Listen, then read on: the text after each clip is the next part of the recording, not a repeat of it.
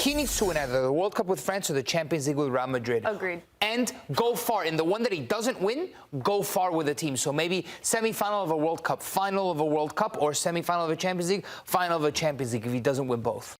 Obviously, next year, Darian, there's a lot of competitions that will be taken into account with the new Ballon d'Or. Here's just a reminder of all the trophies that are up for grabs this season. You've got the regulars like the Champions League and all the domestic titles.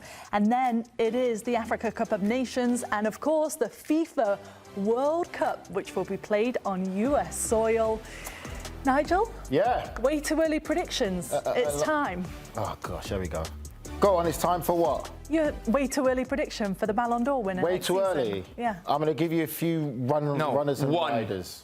Just name. one. Just one on name. the men's side. One name. All right, what nation do I think of doing? I'm going to go with Lamine Yamal. Really? I think he looks After all those very calculations, angry. you came to Lamine Yamal, the I best think Lamine Yamal is going to be number one. I think Vitinha is going to be very close up there because Portugal have a good side as well coming to the World Cup. Spain are one of the favourites as well for the World Cup. Champions League, I think Barcelona. This is what Nigel likes to do when you ask for one prediction. He likes to give you the 5 or 6. Cover all his bases. Then he can say, and well, then I did mention it. July 2026.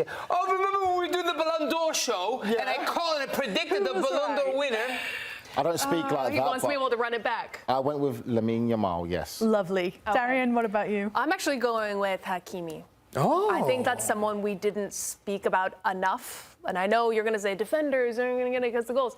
It doesn't matter. I think he's been exceptional with PSG, exceptional with Morocco, and especially with AFCON.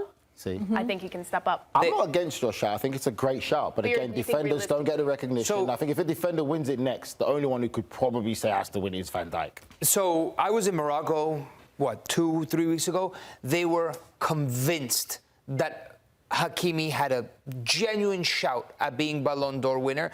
If you look at his statistical categories, beyond defenders, he showed you that he was one of the most complete, if not the most complete player in the world. And what he brought to the table on PSG deserved a significant shout for a Ballon d'Or win. And now Morocco have a certain obligation to win all of AFCON on their back, and that's going to weigh heavily. But World Cup will weigh even more heavily. And considering the hunger with which I'm watching Kylian Mbappé play, with this season with Madrid, going into the summer with France, especially if he has a knack for World Cups. He already has 12 goals.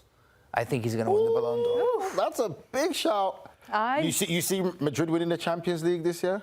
If they make a semi-final and France wins a World Cup, he needs to win either the World Cup with France or the Champions League with Real Madrid. Agreed. And go far. In the one that he doesn't win, go far with the team. So maybe semi-final of a World Cup, final of a World Cup, or semi-final of a Champions League, final of a Champions League if he doesn't win both. I'm going with a big one as well. With Harry Kane. And right? everybody close your eyes and shut your ears. You're going with who? I'm going to go with Harry Kane. Yeah, I knew it.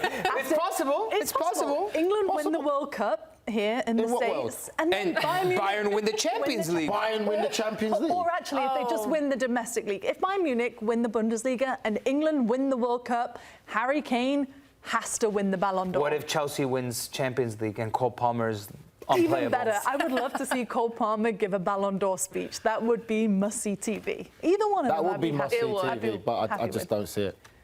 Okay, well. I don't see it. Oh, that's okay. I like that we're all different. I like good that it's my pick then. Great opinion. Yeah, worked out well for you. We'll see. You can't say that yet. What's your problem with Harry Kane? I have a problem with Harry Kane. It's funny, it's funny, but I mean, they're going to walk their way to another Bundesliga title anyway. So yeah. Okay, what about the women's side, Darian? Give us your top pick.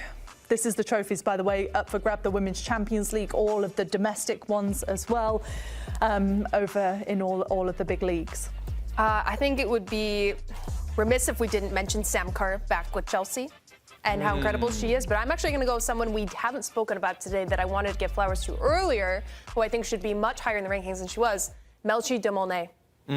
She's Haitian international, playing with Lyon. She was incredible last season, absolutely incredible, no matter who she was playing around, and I think she could get a shout after the season.